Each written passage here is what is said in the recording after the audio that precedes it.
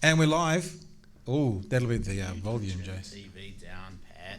There we go. That's Here we go. that's my fault. I come in during the week and I work out of here, and I have Netflix going there and YouTube going there, and so that was my fault. With Damian Barr, good afternoon. Thank you for joining us. Thank you for having me. It's very nice to be here. Yeah, no, lovely to be with you.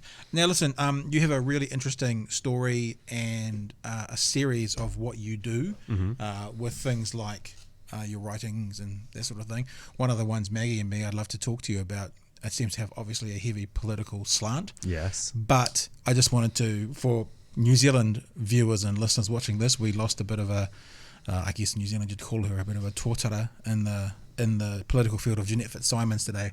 She was one of the original co-leaders of our Green Party, and probably the most effective, most successful Green Party MP we've ever had.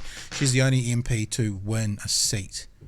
So because we have mixed member proportional, so you can get in if you get 5% of the vote, and I'm 99% sure that she's the only Green Party member to ever actually win an electorate seat. Like so she's like our Caroline Lucas in the UK, who's in fact my MP. Who's incredible. So yeah. So she was one of the original. It was her and Rod Donald, and really sadly, Rod Donald passed away 10 years ago, and she's passed away today. And so it's a real in politics in New Zealand, it's a real passing of the torch today, I guess. And I just wanted to start by just kind of acknowledging her. They were a group of lefties back in the late 90s, very different from the lefties today and the Greens.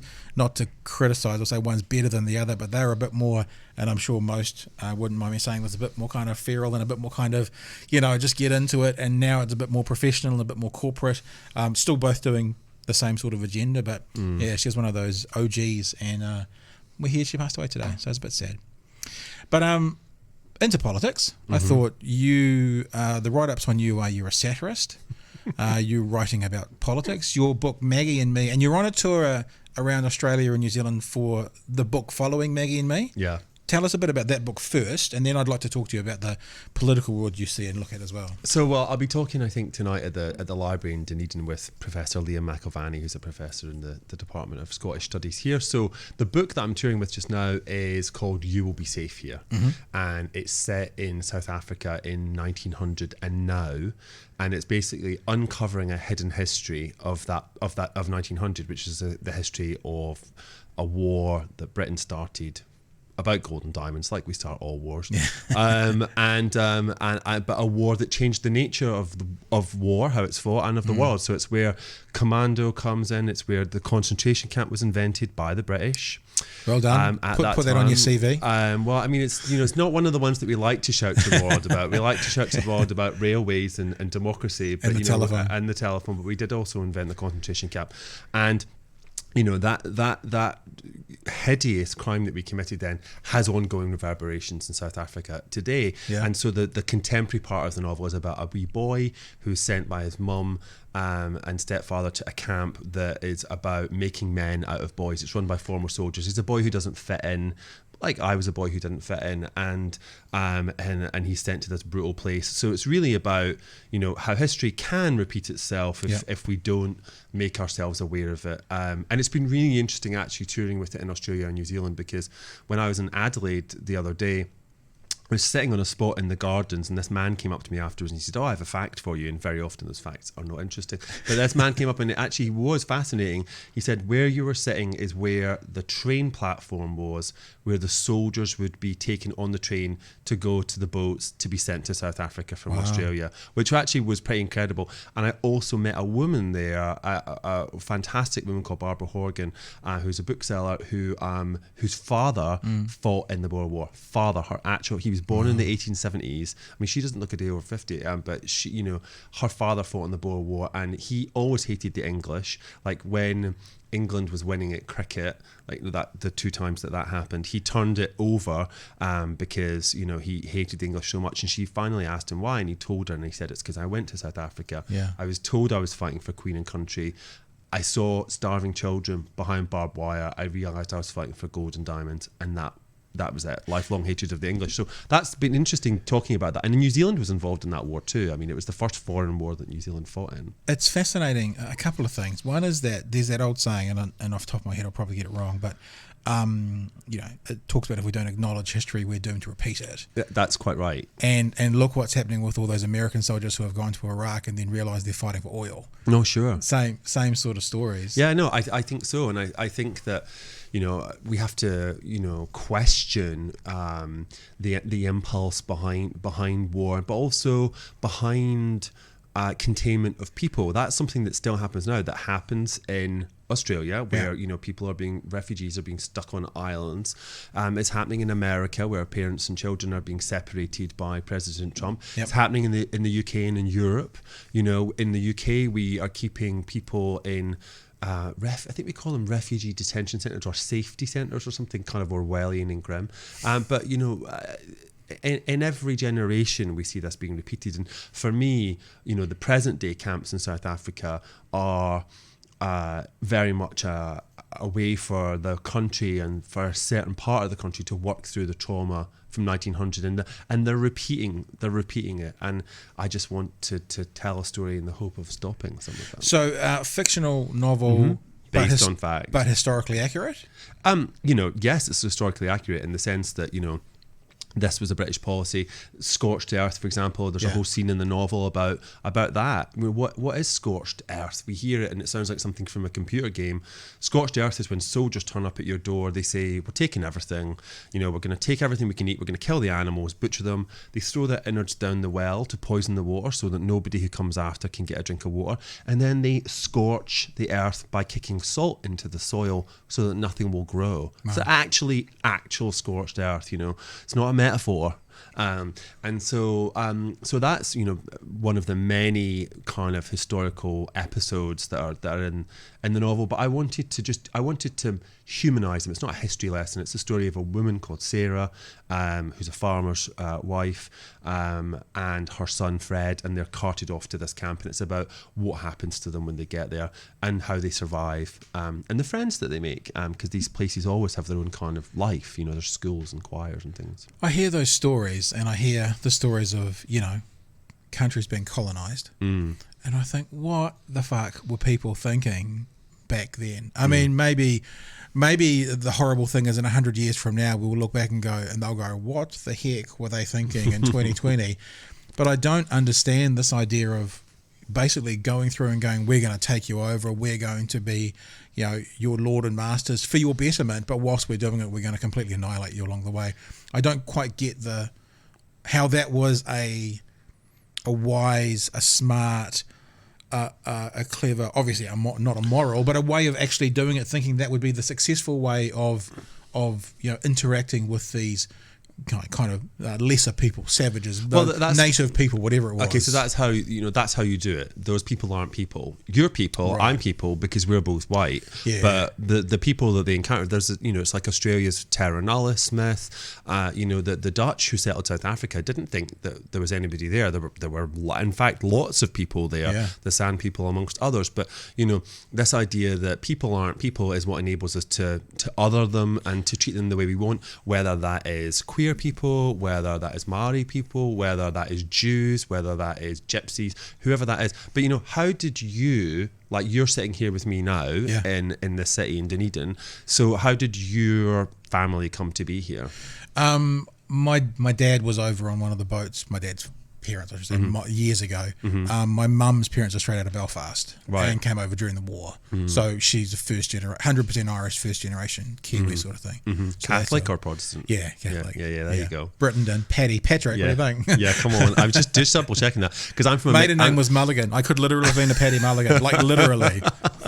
I'm from a mixed marriage, so my mum is Catholic and my dad's Protestant. Wow. Yeah, I know. And live where? Hardcore.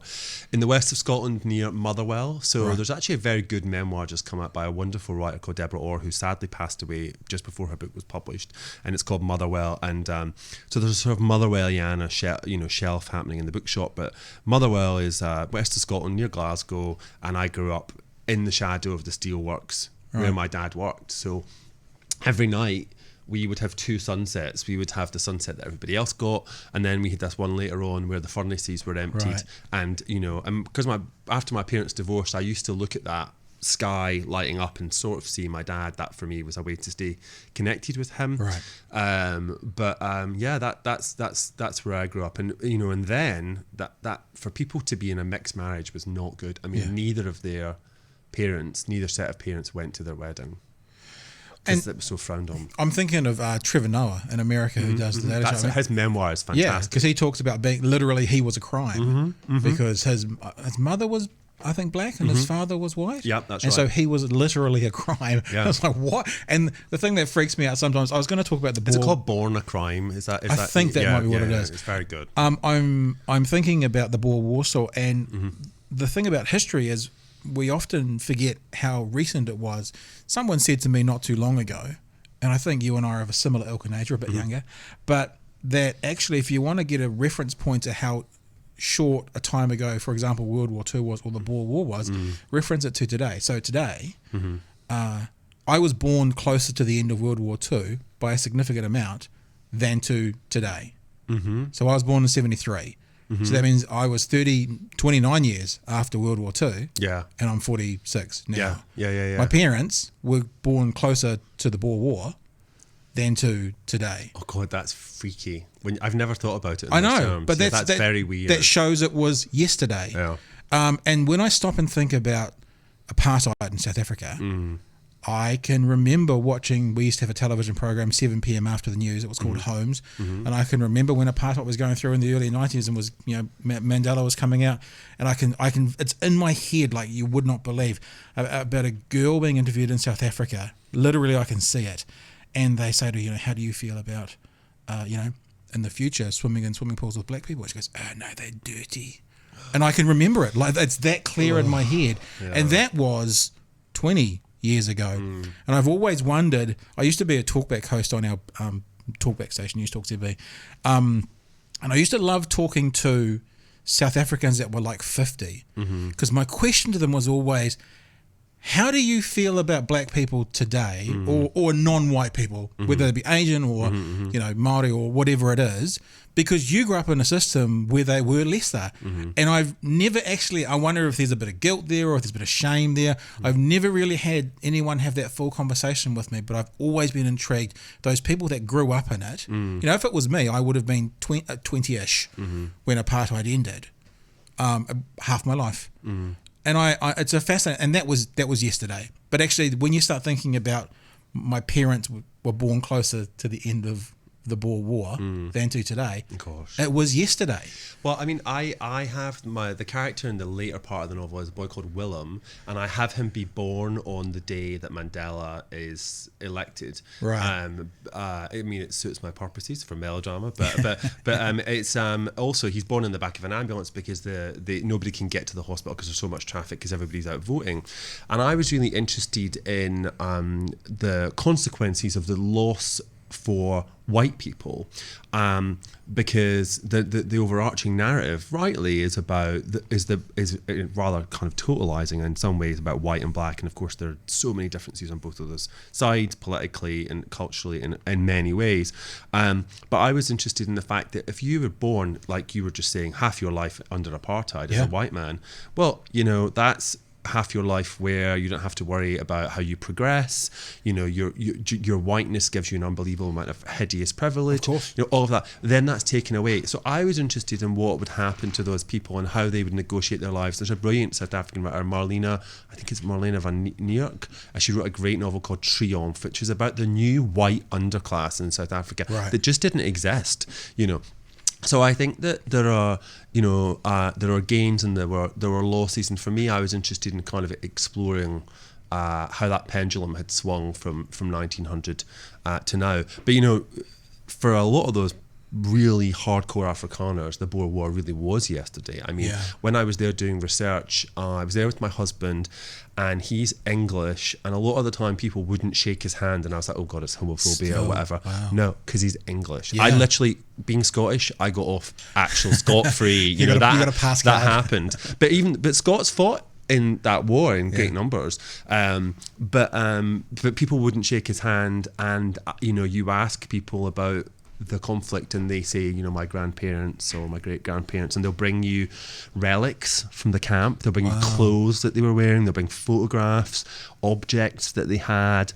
I mean, it's very present. So these people that you're experiencing, were they younger people? Because I've experienced that with a very, very elderly person whose husband was in a concentration camp in Japan, and the things she said about the Japanese community would make your hair stand on end. I won't repeat any of them. Sure. But she kind of, for one of a word, gets a bit of a pass because her husband went away to war and then came back a different person because of the concentration camp. So she was, but then again, the generation under her didn't have that at all, not towards the Japanese at all. So in South Africa, is it the generation that sort of firsthand through their parents experienced it, or has it carried on? Well, I mean, I suppose that, I mean, if the youngest person that I've spoken to about this would be in their 30s, and they definitely had been told by their parents and by their grandparents about it. So I mean, what would be nice, right, is if we would allow ourselves the luxury of thinking, you know, hate dies out, you know, but it doesn't. You know, hate is like the most stubborn ember, and all it takes is just the slightest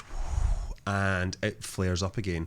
And I think that that's something that's within all of us, and I think that's one of the things that I wanted to write about, was like, well, actually we all like to think that we are morally good, and we are on the right side of history, right? How do you know? How do you know? And how do you know until you're put under a situation of extreme pressure what kind of person you really are? I mean, I put the characters in this novel under almost inhumane pressure to see what will happen to them. And the truth is that there's very little you wouldn't do, you know, you, Pat, sitting here right now, wouldn't do for the people that you love.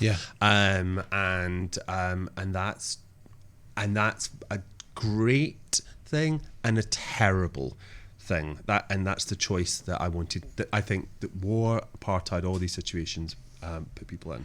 Your book sounds timely as well, with sort of the world climate. Unintentionally, I have to say, because I started it 5 years ago. But you're right, that has happened. I was going to say exactly the same thing you're hearing from, you know, one of our favourite sons, Taika Waititi and Jojo Rabbit. He's like, who knew that talking about Nazis would be so relevant in 2019 sort of thing. But have you found that? Have you found that because of the current climate in the world that there is an extra added sort of realism or purpose for the book? I think the current climate's definitely given it another dimension, and in the world, and also specifically in the UK. I'll talk about both of those things. First of all, in the UK, because we have decided that we're a really small island and we can just do absolutely everything on our own, and we don't need the rest of the continent of Europe. We've wisely made this decision, and we're sailing into this bright new future at the ship headed by Boris Johnson, and you know, we're harking back to this idea of empire. Empire is being talked about in a very active way in the UK. You know, well, because here's the thing, right? We used to rule the world. I don't know if you knew that.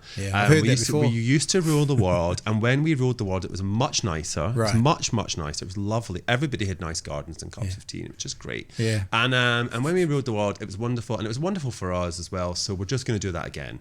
So I fully expect. Oh, good. So that means you'll get a call. Oh, you'll get a call. Jacinda will get the call. Nice. All you right. know, ScoMo will get the call. And the call will happen, and people can, you know, hopefully not answer. But empire is being thought of, and actually a book like this has been really ill received by those people who would wish us to go back to empire, because it says empire wasn't good. Let's look at it. So I'm just intrigued. Is there a reason we just had Jack Sparrow on? Jace is throwing something in. I'm really intrigued now. Why are we bringing Jack Sparrow in? It was about the ship. It was just I always, when people talk about things like the you know, captaining the ship through Brexit, I always, you know, I'm always thinking of this Jack Sparrow clip. You know, what is it? Is this where he runs away? He's basically piloting the ship, you know, and he basically just, you know, just like, as he approaches the docks, and then that's when he steps off. Oh, that's very good. Oh, brilliant. Casually just steps off Brexit. as the Brexit ship sinks to the ocean floor. Oh my God! I think if the Brexit ship had ever actually floated, it would have been even more appropriate. But there we are. The stepping back thing as well. It's the MAGA thing, isn't it? It's Make America Great Again. Because I was working. Was I working? No, I wasn't working in Talkback. But you know, you can never kind of get away from offering opinions and having people whether it's on Facebook or whatever, or in your blog or whatever. And the question that's constantly asked is, okay, when was it great? Yes, of and course. what they're ultimately saying is when it was whiter. Yeah, of course. Yeah. Absolutely, and and that is a truth for many people, and I think actually we have to force ourselves to look at the reality of that for people. It's not about excusing racism or anything else. It's not even about explaining it. It's just about understanding what that really means. And you're right. Make America great again is make America white again, like whiter than it was. And in the UK, very much, if we look at the people who, if we look at the countries that we are now looking to offer favourable immigration terms to, they are countries that, Iceland. Norway. And it's just, it's sad. It's sad to me. We used to get this. It's a trope, right? But when I was working in talkback, talkback is typically an older person's medium and often very, very white. And it would be, all these immigrants, we should all be one people. We should all be one people. So my challenge to them was, okay, so here's a way we can be one people. Why don't you be like them? Yeah. If you go and be like them, then we're one people. Sure. Why do they always? Why don't they get involved? And so my question would always be, when did you last ask your immigrant neighbours round for dinner? To allow them to get involved. Because I've found, I don't know about you, but when you're walking up to a building, if you want to come into the building and join everyone else, typically someone opens the door for you. Yeah. If you kick the door in yourself, typically the people in the building react worse to that as well. Yeah. So those are the two things I'd say to people. I'd say to them, you could be like them, and then we'd all be one people. That would give you that. That would give you that result. Or when people say they get into their own clusters and they don't come and join the society, it's like, well, invite them in, and we'll see how that goes. Yeah, and make people feel welcome and give them the things that they need to be able to participate in your culture. And in the UK, it's really, I've managed not to talk about Brexit for nearly 2 weeks. It was having such a lovely time, but I didn't bring it up, by the way. Sorry, I know, it's just like my dark ed. It's the Brexit ed. I think it's because I know I'm going back to it. But it's not good for our country. Our country has always been, when it was at the heart of an empire.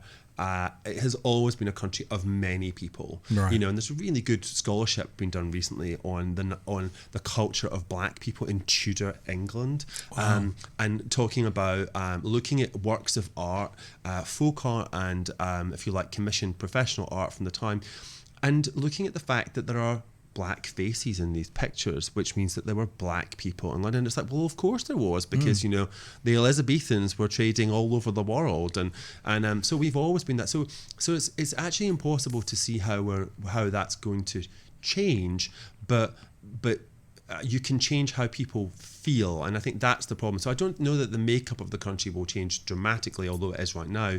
I think it will swing back, but it's how people feel. And I hate, it's really awful seeing people who've lived in the UK their whole lives leaving because racism and hate crimes spiked in the UK after the Brexit vote. They were reported up by 20%. So you were getting Jewish cemeteries vandalised, mosques vandalised. There were attacks on queer people in public. And there always are. All these things happen all the time, but they were amplified, and people would say, well, that's nothing to do with Brexit, and it's like, you know what, you take the dog off the leash. You did that. It's you can't be upset when it bites. It's the same as all those things going up in the States after Trump gets elected, and what he does is gives permission for them to happen. Of course, you create a culture where those things, and this is where I get, as a writer, very angry about language, because language is action. Language is action, and I think about Rwanda, the genocide in Rwanda, where people were sitting in radio studios like this, describing, the Hutus and Tutsis, and describing, people as cockroaches and kill the cockroach, and what did we see happen in that country? So language is action, and we really have to understand that, especially in a social media space. I think the other thing is, when I talked about, those indigenous natives that the British settled, or whoever it was, and you pointed out, because that's how you do it, they're lesser than. Other than. I think the clearest example of that, certainly that people will understand, is what happened in Nazi Germany, is how the Jews were referred to and, They were literally. I mean, Jojo Rabbit Untermensch. is. Well, that's the same as Jojo Rabbit is. There's some historical accuracies in there. You know, they had horns and they hid them under their hats, and they literally were not human. Yeah. Actually, just on a tangent here, but the idea of a historically accurate fictional book or movie seems to be kind of coming more and more into the media at the moment. I watch Vikings, History I Channel love program. Vikings. Same thing. I mean, those characters are all they're real. They have crossover, like, you know, King Ragnar and Rollo weren't alive at the same time. No. So they bring them together as brothers. But accurate battles, like historically, timelines and that sort of thing. So I think it's fascinating. It's a great way to get people hooked into a subject matter as well. Yeah. But, you know, the Jews in Poland and in Germany, they literally were not human. Well, and you know, and the same was true for the Roma to an extent. There were some similar lies told, and also about gay people there and then in that place. But interestingly, during the Boer War, the British, the problem with the Boers is that they were white. It was very hard for the British to, you know, how are we gonna deal with these white people? We have to at least have the beginnings of a legal framework for this war. And so they created this idea that it was about the voting rights of gold miners, which obviously they were deeply concerned about.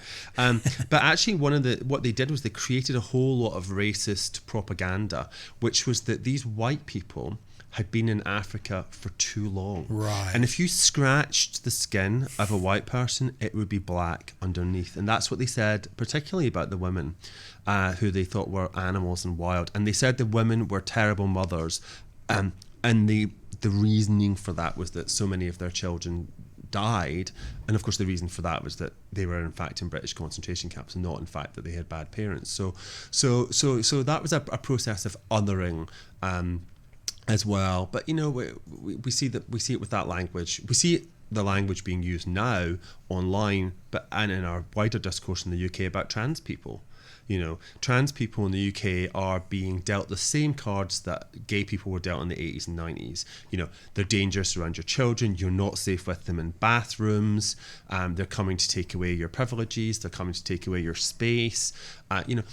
It's exactly the same language, and I'm now ancient enough to be able to reflect upon that, and I find, you know, I find it sad I suppose in a way, but sadly not surprising that the same language is being used. I'm reminded of some things I've been mulling over the last few weeks, and this will be a bit of a tenuous link, but the people who are in power, the people who ultimately want what they want, find a way to justify anything, even if the justification makes no sense, because it was something different the week before.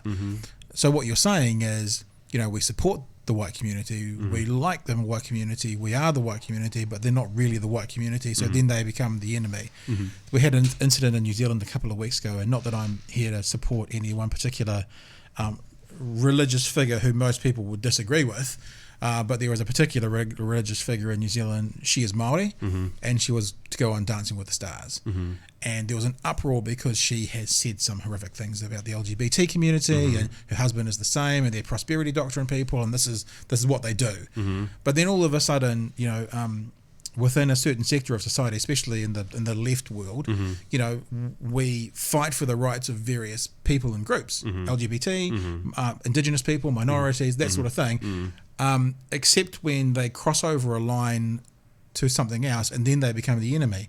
So I saw a tweet about someone, again, not to defend this person or thing, but they went, a Maori mother is being kicked off this program because of their religious beliefs. So in other words, the thing to hate most of all was the religious belief. So that's number one. You can hate that no matter what other group they're in. If they're not in that group, some of the other protected areas become the place that you go, well, we don't do it there. Do you know what I mean? Yeah, it was a really interesting way to... I'm still mulling it over, which is probably why it's a bit unclear. No, I don't think you're unclear at all. I think you're talking about something that a lot of people feel anxious about, whether they're able to vocalise it or not. And I think what you're speaking towards is the idea of intersectionality. Now, it's a word that's used a lot, and let's just dwell on the origins of it for a minute. I think it was it Audre Lorde? I can't remember the exact theorist, but she talks about being at an intersection, a physical intersection in traffic, and having cars buffeting you and going around you, and these different competing forces, and where do you go and what do you go, all this bit. Anyway, I think I'm right in saying this. But in any case, what we're talking about is a confluence of identities. So here's a woman who is also Maori, who is also a bigot.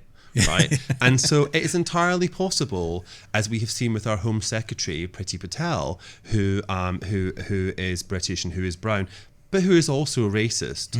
And so I think, there are plenty of gay misogynists, plenty of gay racists. I don't think being from one minority, I mean, it would be so lovely if being from a minority status community insulated you against from everything else. That would be so nice, but I don't think that it does. But I think just stepping back from that, is that what equality becomes is a zero-sum game, right?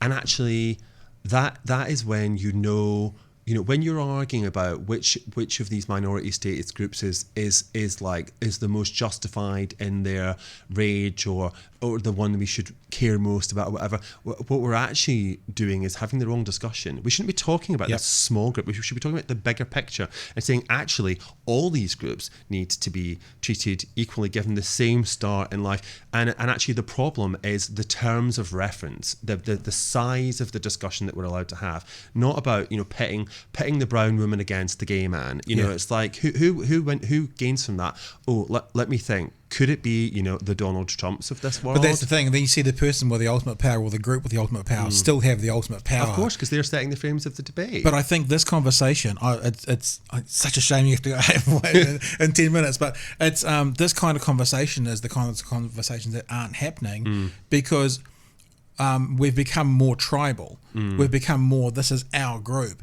this is our ideology, we support this ideology. And then when you get that crossover, like someone said the other day, Ilma Oman, I think her name is, she's a progressive member of Congress in America, one of the young group, what do they call them? I know exactly who AOC and Han. She's one of them. So and she's very left, very progressive and very woke. But someone said the other day, but she has also said some very anti-Semitic things. She does. It's not either or. It can be both. Sure. I mean, look at the Labour Party in the UK, which has been completely destroyed by anti-Semitism. And that was a real thing. Equally, can we look at the Tory Party and say that we really think the Tory Party is like, yay, the Jews, and we're good for everything else? No. But I think that what we do on the left is we hold one another to a higher moral standard. Barack Obama was not involved. He didn't have a personal lawyer when he was in the White House. No, he did Look not. at how many times Donald Trump has been sued. How many lawsuits are happening right now? The left is held to a different standard, and it's because really, I think that it's to do with a deep suspicion that that we're letting the left get away with something by giving them any kind of power at all. And whereas the right believe they deserve power. The thing about the right that they're very good at is they are always right. The right is always right, whereas the left is like a circular firing squad. Well, that's because the right get together. Like, I firmly believe, and I've said this before, that most Western countries, if not all Western countries, if every single person voted, they'd all be left-wing. Because if you go through policy by policy by policy, people support the left ideologies more than the right. I think you're wrong. I'm so sorry to say it. I think you're wrong. I think that the people are, many more people are in the privacy of the voting booth.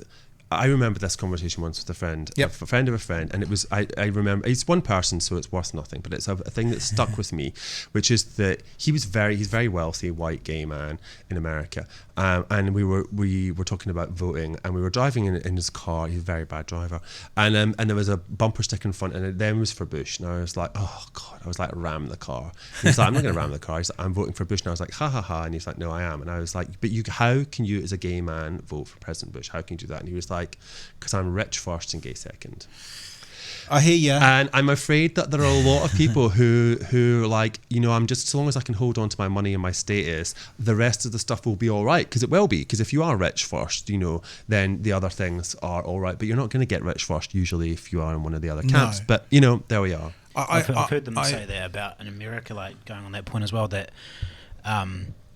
everybody in America votes as if they will one day be rich. Oh yes, this is a really good argument. And so therefore, that's why sort of it's you've said Pat in the past as well, that the Dems would win if they can get themselves organised, more times than the Republicans. But it's sort of everybody in America seems to cling to that pursuit of happiness and the American dream of one day being rich, and so they don't want tax. They don't want high tax rates for when they get rich So in a couple of years' time. I think you're absolutely right in that, and I think this is a huge problem for Democrats is that they make what we can now call the Pat error, which is of believing in the inherent goodness of people and the powers of organisation. No, it's actually that Trump is preserving a rich future for you, and if you just work hard enough and you do what he says, you'll get there, and he'll preserve it. And I do believe that people subconsciously buy into that. They want to see him being rich, and they don't want to see him being corrected about how to hold a steak knife and this, that, and the next thing, because they can't do it either. Right? No, exactly. I think the slight difference we're talking about here is,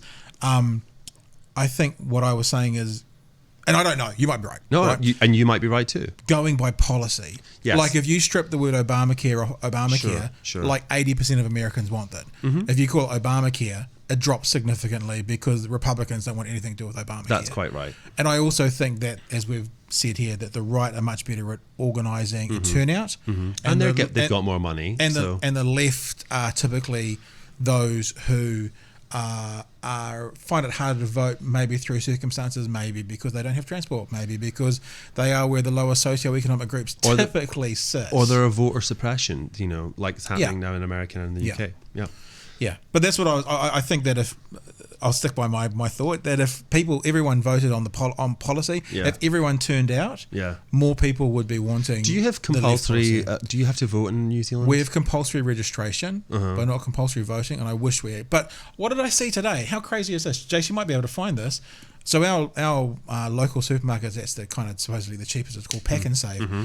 Pack and Save on election day, you're going to be able to vote in the supermarket when you go to get your groceries. Well, I think that's a brilliant thing. It's amazing. Yeah, that's really good. And I think what you might see, and you're talking about voter suppression, and that typically favours the right, especially in the American model, is that as voting becomes more and more and more, it becomes easier, whether it be online or whether it be with, smartphones, whatever.